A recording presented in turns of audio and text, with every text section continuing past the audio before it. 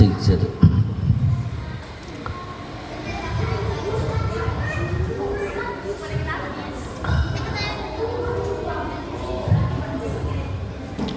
Assalamualaikum warahmatullahi wabarakatuh. Waalaikumsalam warahmatullahi wabarakatuh.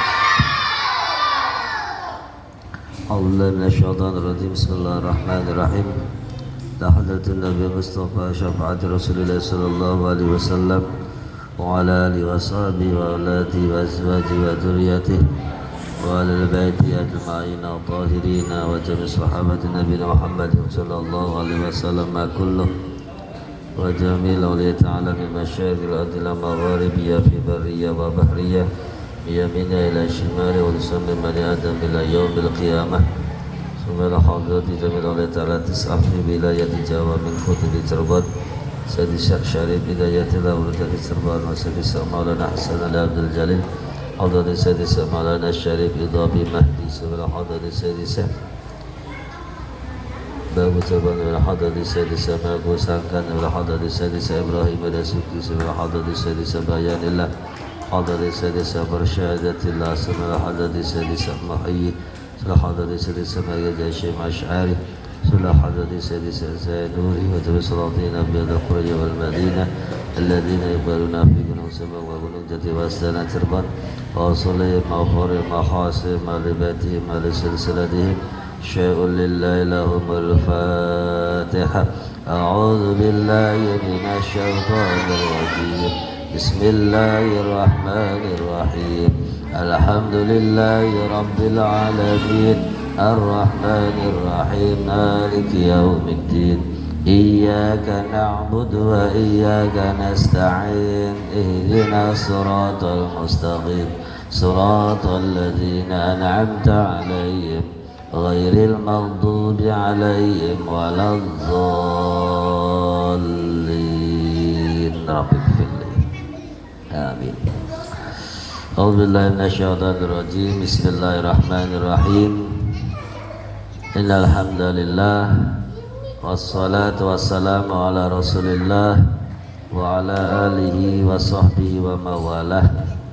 Asyhadu an la ilaha illallah wahdahu la syarika lah wa asyhadu anna Muhammadan abduhu wa rasuluhu la nabiyya ba'dah. Allahumma salli wa sallim wa barik ala sayyidina Muhammad ibn Abdullah wa ala alihi wa sahbihi wa mawalah amma ba'd. Wa qala ta'ala fi kitabil karim a'udzu billahi minasyaitonir rajim. Bismillahirrahmanirrahim. Ya ayyuhalladzina amanu taqullaha haqqa tuqatih wa la tamutunna illa wa antum muslimun. Sadaqallahul azim. Hadratul muhtaramin, para alim, para ustadz, para kiai, para sepuh, para bini sepuh, para jamaah yang dimuliakan oleh Allah Subhanahu wa taala, serta pengurus Masjid Al-Fitrah Kota Cirebon yang semuanya dimuliakan oleh Allah Subhanahu wa taala. Alhamdulillah kita semua bisa berkumpul bersilaturahim bersama untuk bersama-sama mencari ilmu Allah, untuk bersama-sama mencari ridho Allah, untuk menghilangkan kebodohan, mendatangkan kepintaran. Mudah-mudahan kita semua termasuk umat-umat yang senantiasa bersyukur di hadapan Allah Subhanahu wa taala, dan kita semua menjadi umat Nabi Muhammad sallallahu alaihi wasallam. Para jamaah yang dimuliakan oleh Allah, pada saat ini sama-sama kita belajar dalam faslun fi bayanil ajzi an isti'malil ma'i. Para jamaah yang dimuliakan oleh Allah, pada malam hari ini bersama-sama kita belajar faslun, bab yang menerangkan tentang fi bayanil ajzi an isti'malil ma'. Fasal yang menjelaskan ketika kita tidak menemukan atau kita tidak dibolehkan untuk mensucikan hadas kecil ataupun hadas besar dengan memakai air. Berarti andai kata kita mau berwudu tidak menemukan air, atau ada air tapi dilarang pakai air, maka firman Allah dan hadis Nabi serta para ulama ada hukum namanya tayamum. Apa aja? Tayamum. Berarti orang bertayamum itu harus ada sebab. Kalau tidak ada sebab maka tidak boleh tayamum. Karena air itu bisa mensucikan najis, air bisa mensucikan hadas kecil dan hadas besar. Tatkala Bapak Ibu jamaah semuanya tidak menemukan air untuk menghilangkan hadas kecil, tidak menemukan air untuk menghilangkan hadas besar, maka ibu boleh pakai tayamum. Nah, di sini disebutkan asbabut tayamumi, utawi piro-piro sebabe tayamum aizawazuhu, sebab-sebab para jamaah dibolehkan untuk melaksanakan tayamum. Iku salah satun ada 3. Apabila 3 sebab itu ada, maka Bapak Ibu boleh pakai cara dengan tayamum, tidak pakai air.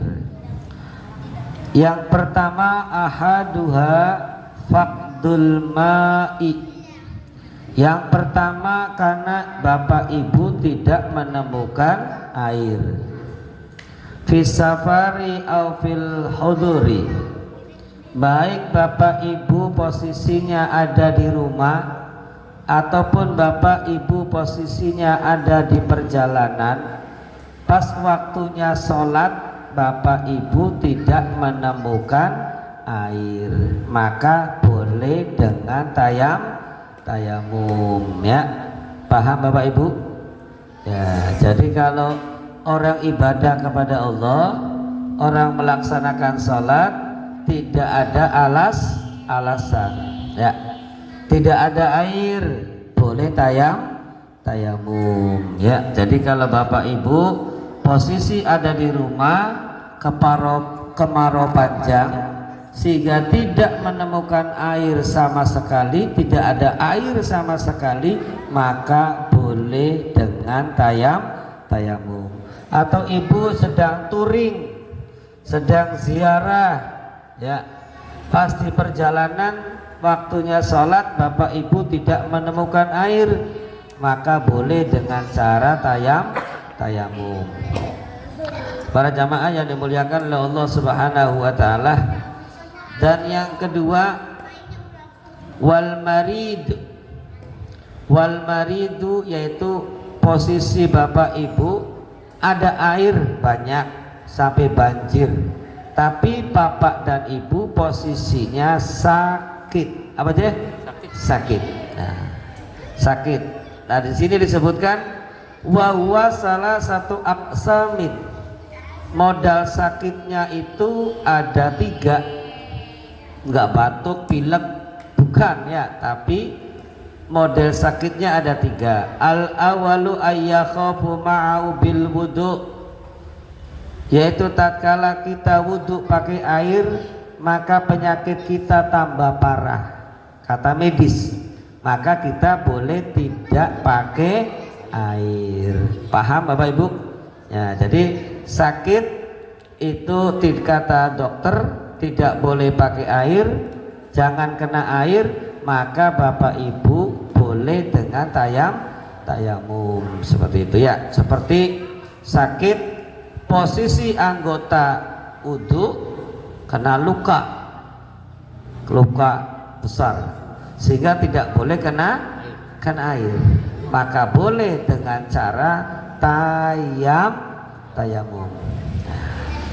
Berarti yang pertama apa? Karena tidak ada air. Yang kedua, ada air banyak tapi posisinya bapak ibu lagi sakit. Kata medis tidak boleh terkena air, maka ibu boleh tayamum. Yang ketiga, wal ihtiyaju ilaihi li'atsi hayawanin, ya. Li'atsi hayawanin muhtaramin, ya. Yang ketiga, ada air, cuman satu teko. Ternyata bapak ibu punya hewan ternak. Kalau air ini saya pakai untuk berwudu, maka hewan ternak saya akan kehausan. Kalau kehausan timbulnya akan mati. Maka air satu teko ini lebih baik buat hewan ternak daripada untuk wudu. Berarti kitanya pakai tayamum, air yang satu tekonya buat hewan ternak. Paham ibu semuanya? Paham. Nah, para jamaah yang dimuliakan oleh Allah Subhanahu wa ta'ala, itu berarti sebab tayamum, kita dibolehkan tayamum. Yang penting ada 3 sebab. Yang pertama, tidak ada air. Yang kedua, banyak air tapi sakit. Yang ketiga, ada air cukup untuk berwudu, tidak ada yang lain, tapi hewan ternak itu kehausan. Berarti kita harus air yang cukup untuk wudu itu lebih baik diberikan kepada hewan ternak. Kitanya wudunya pakai tayamum. Nah, para jamaah yang dimuliakan oleh Allah Subhanahu wa taala, berarti di situ mengajarkan bahwa manusia itu harus peduli kepada sesama makhluknya Allah.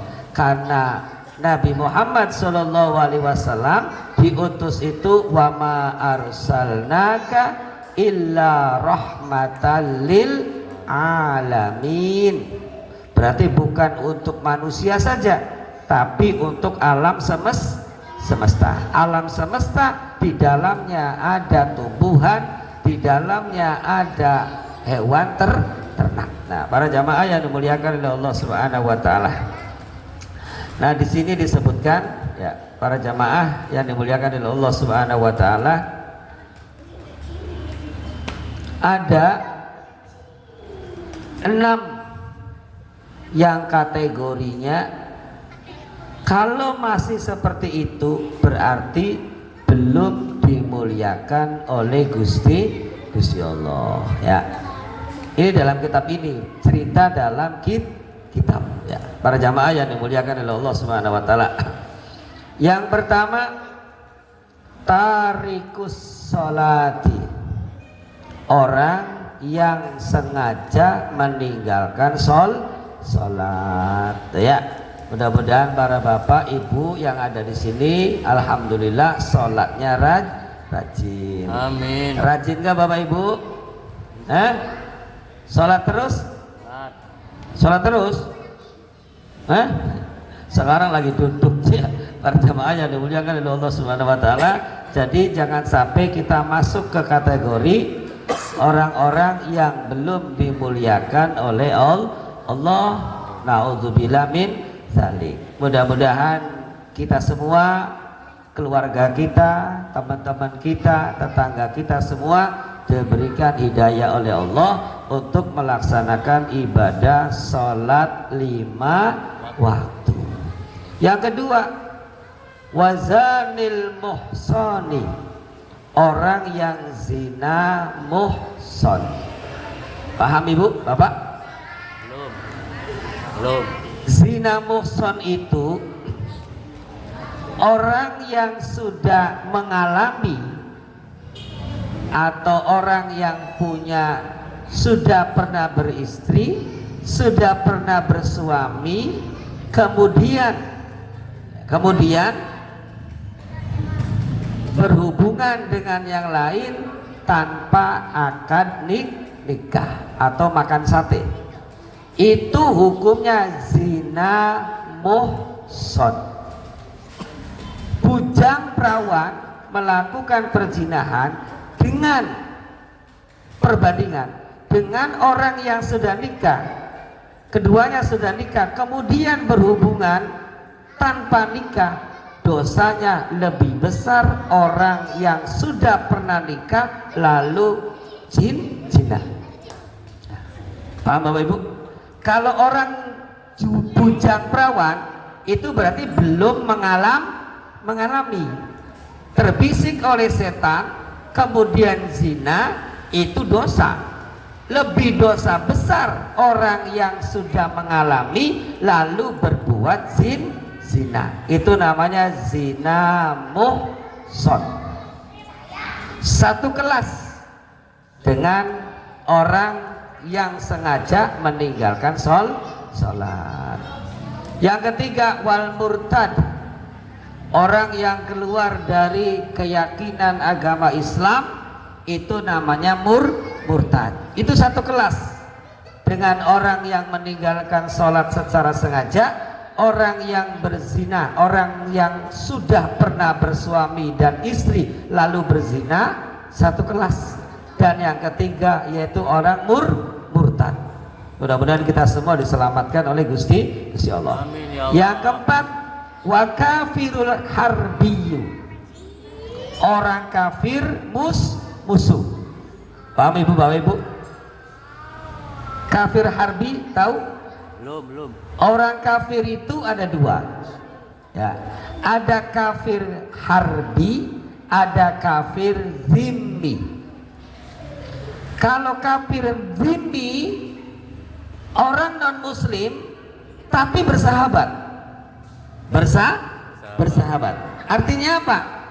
Dia tidak mengganggu kita, maka kita pun harus tidak mengganggu dia. Lakum dinukum waliyadin.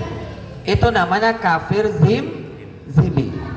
Orang kafir, orang non muslim yang tidak mengganggu kita, senantiasa hubungannya sama seperti saudara kita, karena semuanya yaitu kita hidup di negara Republik Indonesia, saling hormat menghormati, itu namanya kafir zimmi.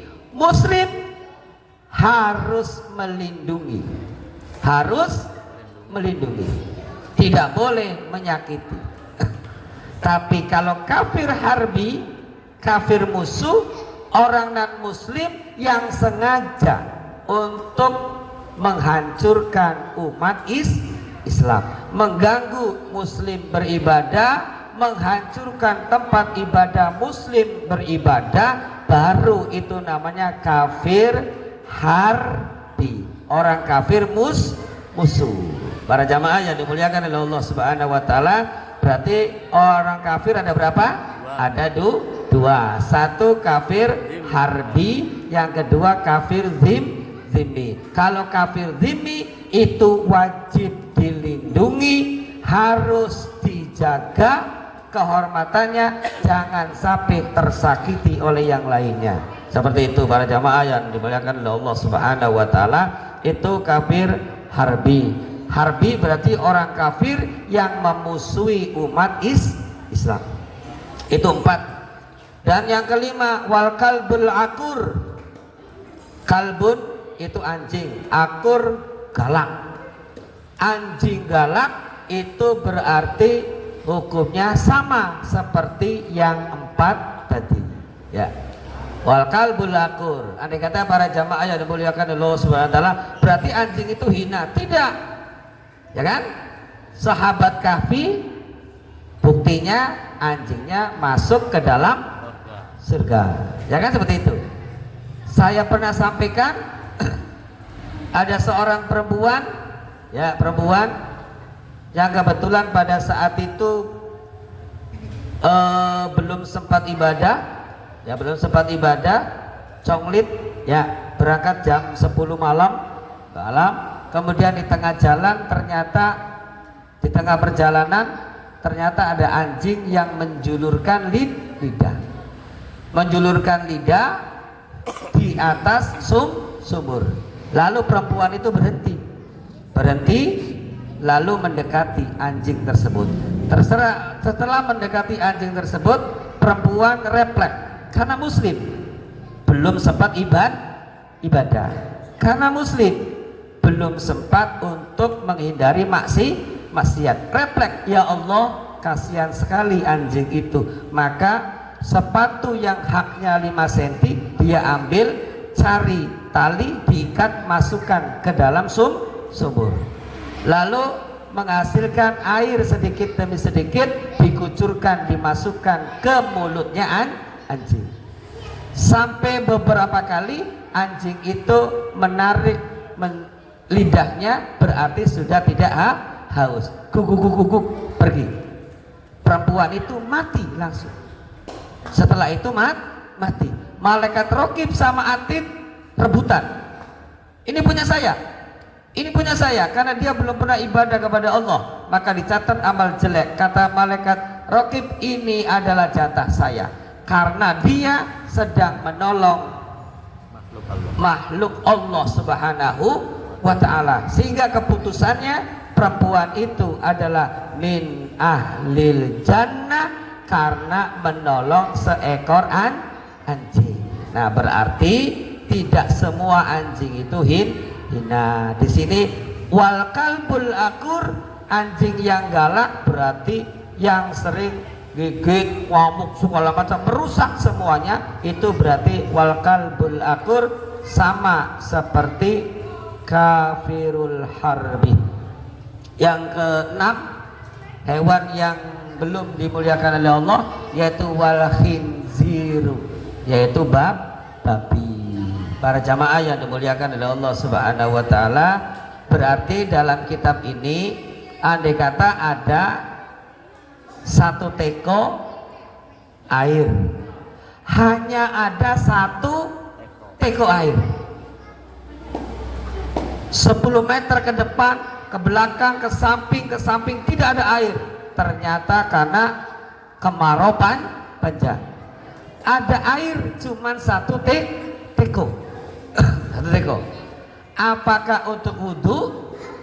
Apakah untuk minumnya anjing galak, babi, ya, kemudian orang murtad, orang zina muhson, maka lebih baik untuk berwudhu daripada untuk yang tadi, karena termasuk ghairul muhtarami, karena termasuk tidak dimuliakan oleh Gusti Allah. Mudah-mudahan kita semua terjaga, amin ya Allah ya Rabbal alamin, sehingga kita semua dijaga oleh Allah, termasuk orang-orang yang senantiasa dimuliakan oleh Gusti Allah. Maka saya mengingatkan kepada seluruh kaum muslimin muslimah semuanya untuk bersama-sama, wabil khusus harus melaksanakan ibadah sholat 5 waktu. Jangan sampai ditinggal. Dikarenakan apa? Sampai ada hukum tayamum. Berarti itu saking pentingnya sholat, tidak ada air bisa dengan tayamum. Posisi sakit tidak boleh kena air, boleh dengan tayamum. Yang penting sholat, ya para jamaah yang dimuliakan oleh Allah Subhanahu wa ta'ala. Sebelum dilanjutkan, barangkali ada yang bertanya, silakan, bebas.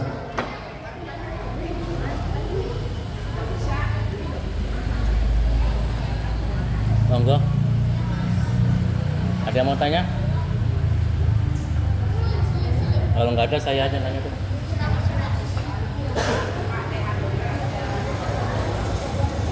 Bismillah. Assalamualaikum warahmatullahi wabarakatuh. Assalamualaikum warahmatullahi wabarakatuh. Izinkan saya untuk bertanya di luar materi, namun pernah disampaikan beberapa waktu yang lalu mengenai bahwasanya ibadah sholat Jumat yang dilakukan adalah pengganti sholat zuhur. Iya. Jumat kemarin kebetulan saya di sebelah saya itu ada jamaah yang sholat Jumat di sini. Beliau datang ketika khutbah sudah dimulai. Khutbah sudah dimulai, beliau datang, kemudian beliau tuh sholat sunnah mungkin. Sholat sunnah 2 rakaat salam. Bangun lagi sholat sunnah 2 rakaat salam sampai dengan khutbahnya selesai. Yang saya tanyakan adalah apakah sholat Jumatnya sah atau beliau harus mengulang sholat duhur sendiri gitu Pak Ustadz. Demikian pertanyaan saya. Wassalamualaikum warahmatullahi wabarakatuh. Assalamualaikum warahmatullahi wabarakatuh.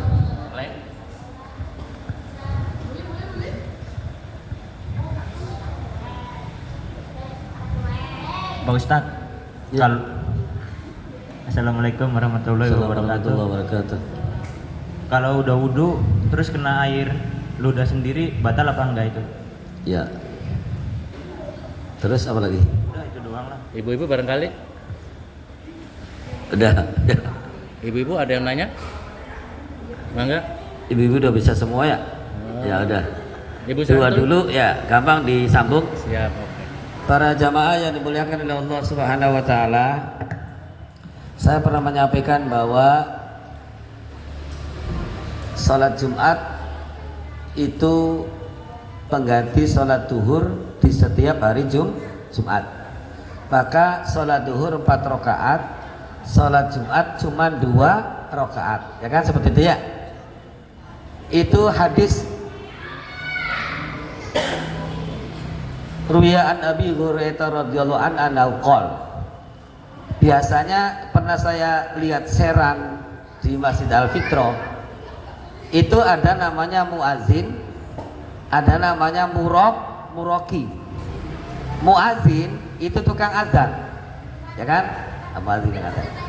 Muroki itu penghantar seorang khotib naik di atas mimbar.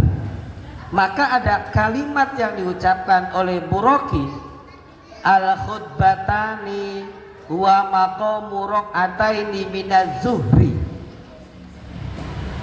Al khutbatani, khutbah 2, khutbah pertama dan khutbah kedua, maqamu raq'ataini minaz zuhri, itu pengganti 2 rakaat salat duhur. Ya, itu hadisnya jelas. Sering disampaikan oleh Muroki. Fala yatakallama, seperti itu kan? Fala yatakallama wa man la yatakallama faqad lagha fala lagha an jumatallah. Maka jangan sampai di antara kalian itu berbicara, ngobrol. Kalau sampeyan semua ngobrol dan berbicara, faqad lagha, maka sampeyan duduknya itu fala jumatallah, maka tidak ada hukum Jumat baginya, artinya sia-sia. Kan seperti itu. Nah, sekarang, dan saya pernah menyampaikan di sini itu perbandingan. Khutbah berarti pengganti 2 rakaat sholat duhur. Khutbah Jumat itu rukun sholat Jumat. Nah, kalau tahiyatul masjid qabliyah Jumat itu hukumnya sunnah. Apa aja? Sunnah. Nah, berarti berat mana antara sunnah dengan rukun di dalam kegiatan sholat itu? Yang rukun. Halo? Ya berat rukun. Kan seperti itu. Jangan sampai kita melakukan sunnah terus menerus, tapi inti dari ibadah kita itu rusak. Inti dari ibadah kita itu rusak. Nah, itu saya pernah menyampaikan seperti itu. Kemudian pertanyaannya, lalu bagaimana hukum orang yang salat seperti itu di dalam ibadah salat Jumat ya? Dalam hadis itu berarti fala yatakallam wa man yatakallam faqad lagha fala faman lagha fala jum'atallah. Berarti posisi saat itu kalau ngobrol berbicara itu hukum Jumatannya kosong. Kalau belum tahu nggak jadi masalah. Sekarang sudah tahu. Tapi ini tidak berbicara, tidak ngobrol, tapi salat. Nah, salat. Maka hukum salat Jumatnya bagaimana? Hukum salat Jumatnya itu sebab yang mengesahkan salat Jumat itu para jamaah yang dimuliakan oleh Allah ya. Ini perlu dipahami. Sahnya salat Jumat di masjid itu satu, orang yang mendengarkan khutbah harus minimal 40 orang. 40 orang ini mustautinina, mukimina, yaitu posisinya pribumi. Apa aja? Pribumi. Berarti kalau orang yang musafir itu tidak menjadikan sholat Jumat di tempat itu menjadi sah dengan hadirnya musafir. Paham nggak? Halo?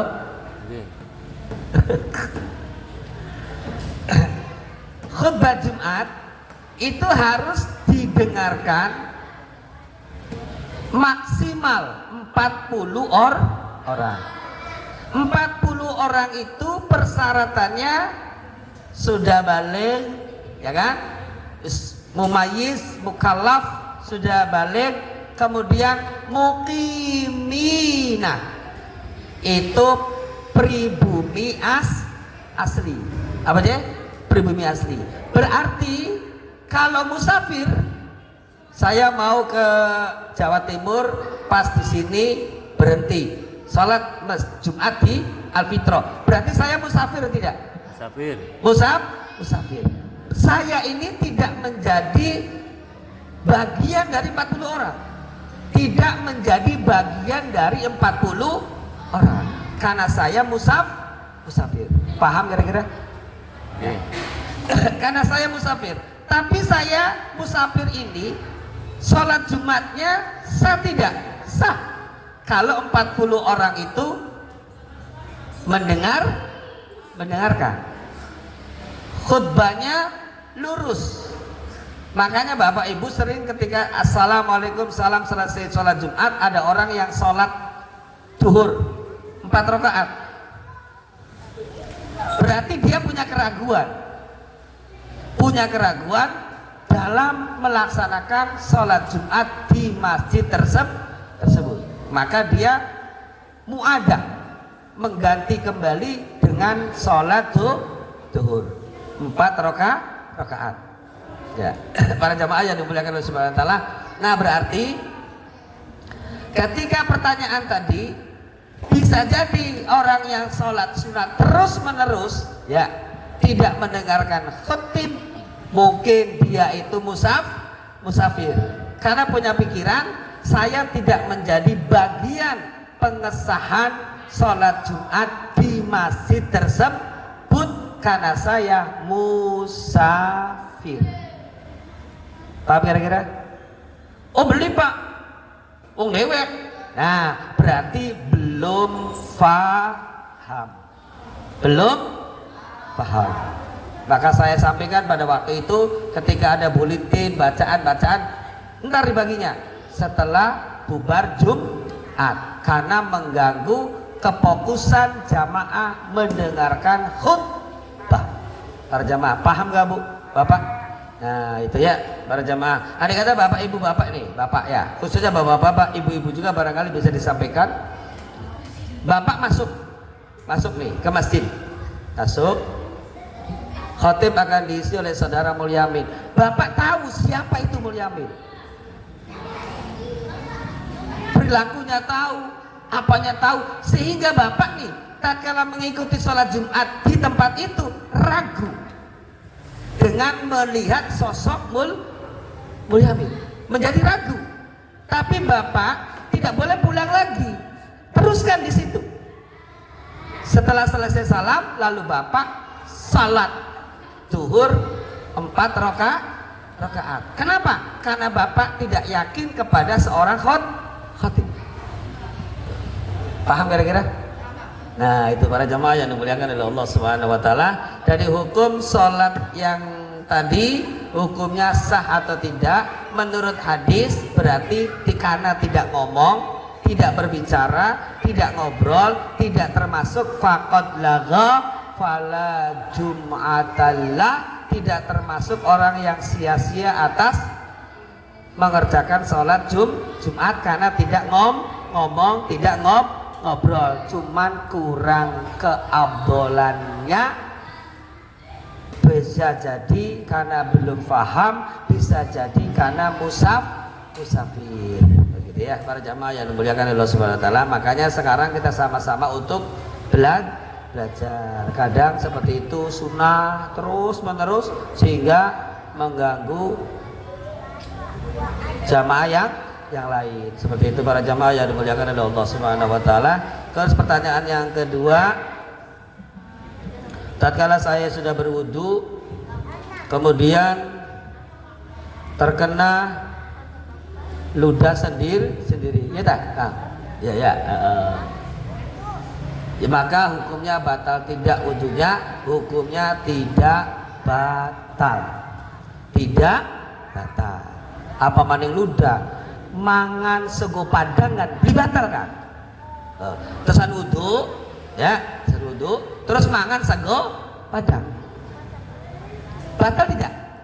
Tidak.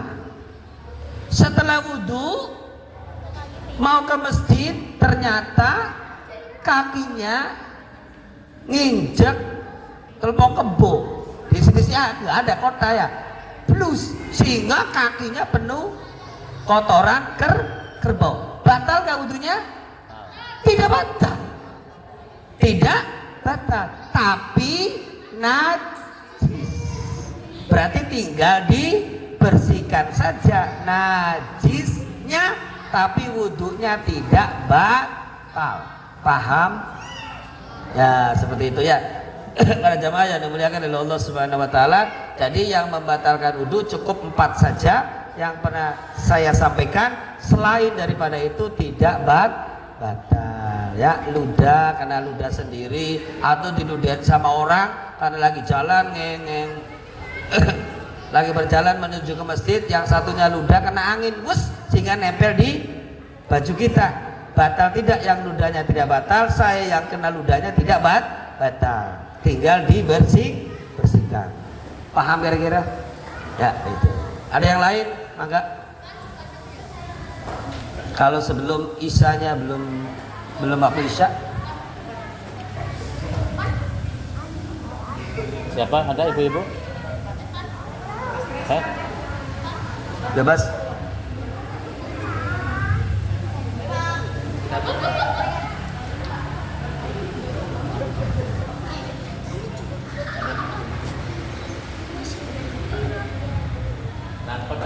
Sudah kak? Isun bela. Sudah.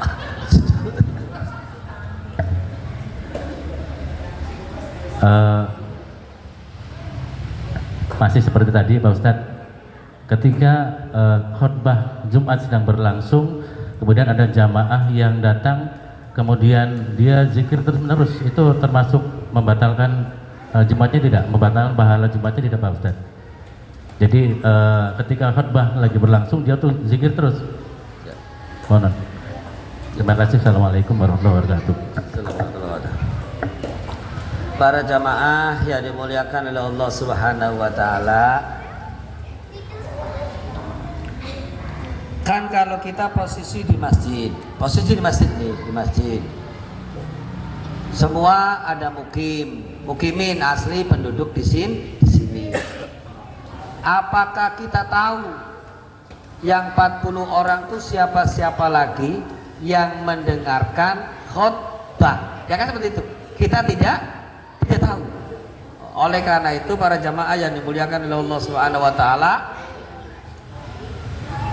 tidak ada zikiran yang lain. Tidak ada zikiran yang lain tatkala khatib sedang berkhutbah kecuali mendengarkan khutbah. Paham Bapak Ibu? Ya.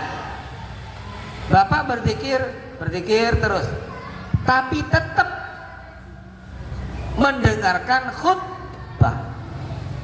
Tapi kalau berzikir lalu menghilangkan konsentrasi mendengarkan khutbah, maka itu ibadah sholat Jumatnya menjadi kurang. Kok kenapa seperti itu? Bapak, Ibu, sholat Jumat, kalau sholat 2 rakaat Jumatnya sih semua sudah paham. Sudah paham. Allah, kalau kurang salah subhanallah. Sekarang kalau khotibnya melenceng, kalau semua orang alim-alim berzikir semua, siapa yang memperhatikan khotib itu melenceng? Tidak ada. Hah? Kan tidak ada. Itu harus ada yang memperhatikan. Apalagi kita sama-sama madzhab Syafi'i. Berarti 5 ini harus ada. 5 rukun khutbah itu harus ada. Nah, tahu ada atau tidaknya seorang khotib itu memberikan khutbah atas 5 rukun nikah ini, kalau orang alim-alimnya, ustadz-ustadznya, para kiainya sibuk berzikir sendiri, siapa yang memperhatikan? Hah? Ada nggak? Tidak ada. Makanya apa? Orang alim, Pak Ustadz, orang ngerti harus memperhatikan. Supaya apa? Khawatir. Contoh, alhamdulillahirabbil alamin wa bihi nasta'in wa ala umurid dunya waddin, asyhadu an la ilaha illallah wa asyhadu anna muhammadar rasulullah. Ya kan? Terus fa ya ibadallah usikum wa iyaya bi nafsi bi taqwallahi faqad fazal muttaqun wa qala ta'ala fi kitabil karim. Ada enggak dalam kalimat saya tadi yang kurang? Halo? Rukun khutbah itu 5. 1, memuji Allah. Yang kedua, bersolawat kepada kanjeng Nabi. Yang ketiga, wasiat takwa. Yang keempat, baca ayat dari Al-Quran. Yang keempat, doa. Ini 5 rukun nikah ini harus ada. Rukun khutbah ini harus ada di dalam prosesi khutbah. Nah, yang paham tentang itu berarti orang alim, para kiai, para ustadz. Makanya apa? Harus konsentrasi mendengarkan khutbah. Paham kira-kira? Nah, kalau berzikir terus, tidak memperhatikan sama sekali, nah itu suatu kesalahan. Seorang muslim tidak bersama-sama mengamati khotib berkhutbah. Seperti itu para jamaah yang dimuliakan oleh Allah Subhanahu wa taala. Paham kira-kira? Ya. Kalau batal tidak, lagho tidak, karena lagho itu cuman fala yatakallam wa ma yatakallam faqad lagho fala lagho bal jumatalla, kecuali berbincang-bincang. Itu lagho. Kamu jangan ngobrol aja, ada khotib sedang berkhutbah, sudah ngomong, ya sama saja itu sih namanya. Makanya harus seperti itu ya para jamaah ya. Jangan sampai khotib sedang berkhutbah kita jangan ribut aja. Nah, itu namanya takalam, berbicara. Wa man takallam faqad lagha fala jumatallah. Seperti itu para jamaah yang dimuliakan oleh Allah Subhanahu wa taala. Sebelum ditutup, tayamum berarti alatnya pakai debu. Apa aja? Debu. yang dibasuh cuman 2 anggota badan, tidak seperti wudhu, baik tayamum karena wudhu atau tayamum karena mandi besar. Maka yang ngerti ilmu tayamum terlebih dahulu yaitu binatang. Contoh kucing, tatkala telah berhubungan pasti lari, gelibung di pasir, itu mandi, itu tayamum.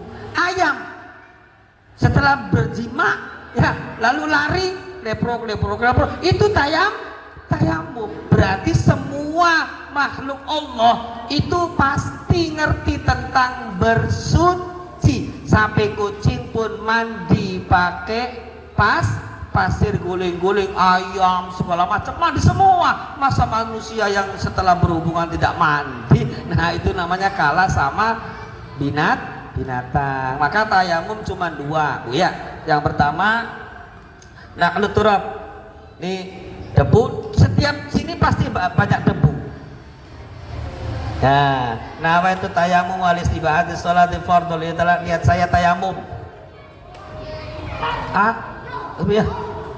Nah, pertama itu muka seperti ini. 1, terus 2, selesai. Pindah tadi di sini, sekarang pindah sini.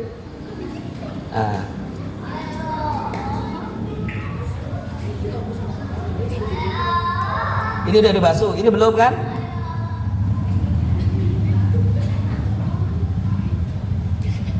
Selesai. Mudah kan Bu? Taya mudah, dari pel, debu, ning tembok, ya, ning apa sih? Kaca atau ning ordek. Tapi dikenanin Bu, bokat, debuwe anak staples, sakit itu, makanya gini dulu tuh, supaya debu yang keras terjatuh. Set. Selesai, pindah tempat, sampai sikut muter,